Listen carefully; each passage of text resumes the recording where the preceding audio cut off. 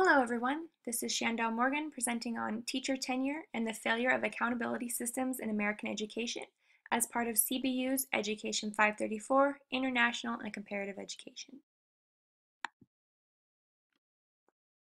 Bringing up accountability to most teachers is like saying the word bomb in an airport, and I think this cartoon does a good job of explaining why.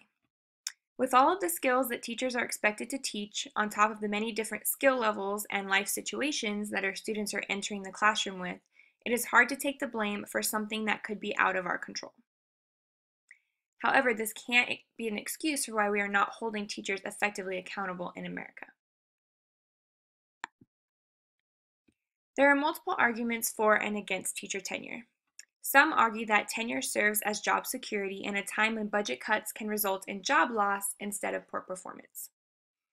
Teachers are underpaid for the amount of hours and dedication they put in, so they deserve tenure. On the other side, teachers argue that tenure allows teachers to become complacent in their work and stifles growth, and that it also makes it very difficult to terminate ineffective teachers. So let's look at the issues with teacher tenure a little bit closer. First off, most states only require 3 years of service in order to qualify for tenure, with some states like Nevada only requiring 2 or 3 consecutive satisfactory evaluations or just 2 years.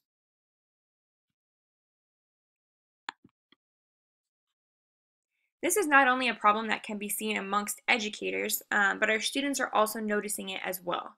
In the court case Vergara v. California, 9 public school students filed a lawsuit against California for not allowing districts to fire ineffective teachers.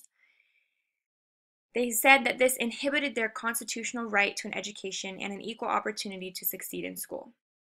The court ruled in favor of the students, but then Governor Brown appealed it immediately.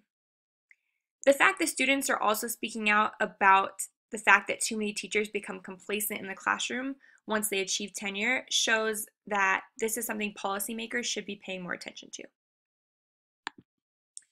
So the question remains, how do we develop an accountability system that takes into account the many factors that influence our student success, not just the teacher's role, while also ensuring a world-class education? We can learn a lot from other nations. As the 2009 PISA results show, we have plenty of room to improve. We rank 30 in math, 23 in science, and 17 in reading.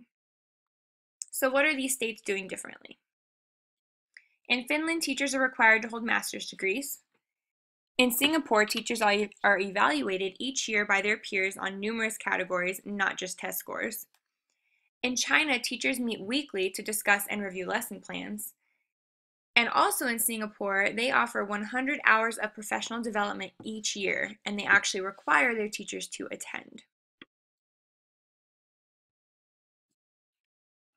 So not only are these countries requiring a lot of their teachers, they're also providing them with the necessary support and authority to fulfill their responsibilities. This allows them to be prepared for and more accepting of accountability measures. According to accountability and democratic theory, all parties involved in education need to be given the authority to play their part before they can be expected to. These different parties can include district offices, principals, parents, teachers, students, and the list goes on. So what can we do to better our accountability system? My solution includes the following: high standards when it comes to teachers' educational background and qualifications, that schools need to provide the necessary amount of support and development for new and veteran teachers, that teachers should be expected to work collaboratively in developing top-notch curriculum, and this accountability system should include classroom visits, goal setting, teacher training, professional development, attendance, peer evaluations, and student-parent surveys, not just the traditional test score results.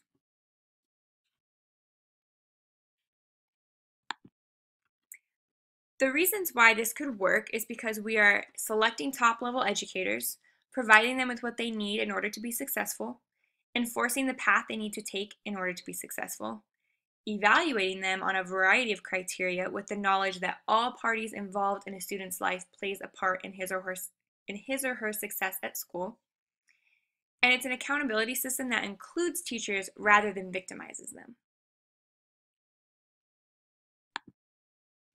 The following are my references.